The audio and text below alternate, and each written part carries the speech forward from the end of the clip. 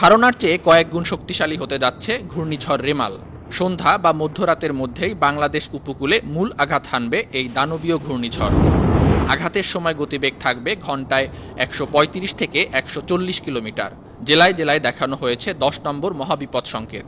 আর রেমালের আতঙ্কে ঘরবাড়ি ছেড়ে পালাচ্ছে মানুষজন। জীবন বাঁচাতে আশ্রয় নিচ্ছে সাইক্লোন সেন্টারে।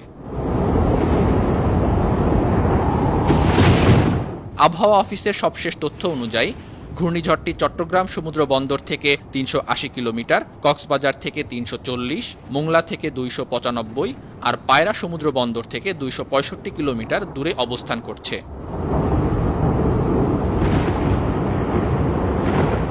আবহাওয়া অফিস আরও বলছে, রেমালের প্রভাবে দেখা দিতে পারে ১২ ফুট উচ্চতার জলোচ্ছ্বাস। সাতক্ষীরা, খুলনা, বাগেরহাট, পিরোজপুর সহ দক্ষিণ অঞ্চলের অনেক জেলা সম্মুখীন হবে এই ভয়াবহ জলোচ্ছ্বাসের।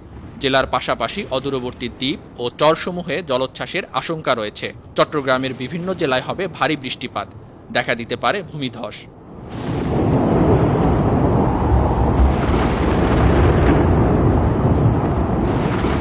অন্যদিকে রেমালের ক্ষয়ক্ষতি মোকাবেলায় কয়েক দফা বৈঠক করেছে দুর্যোগ ব্যবস্থাপনা ও ত্রাণ মন্ত্রণালয়।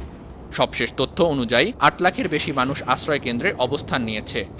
বাকিদের আশ্রয়কেন্দ্রে নিয়ে আসা হচ্ছে। লাখ লাখ স্বেচ্ছাসেবক কাজ করছে ঘূর্ণিঝড় মোকাবিলায়। মজুত করা হয়েছে পর্যাপ্ত শুকনো খাবার, পাশাপাশি প্রস্তুত রয়েছে মেডিকেল টিম। আর যে কোনো অনাকাঙ্ক্ষিত পরিস্থিতি মোকাবিলায় সেনাবাহিনীকেও প্রস্তুত রাখা হয়েছে।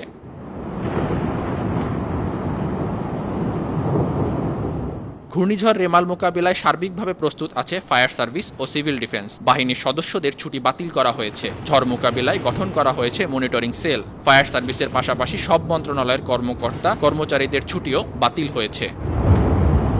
News desk, 52 TV.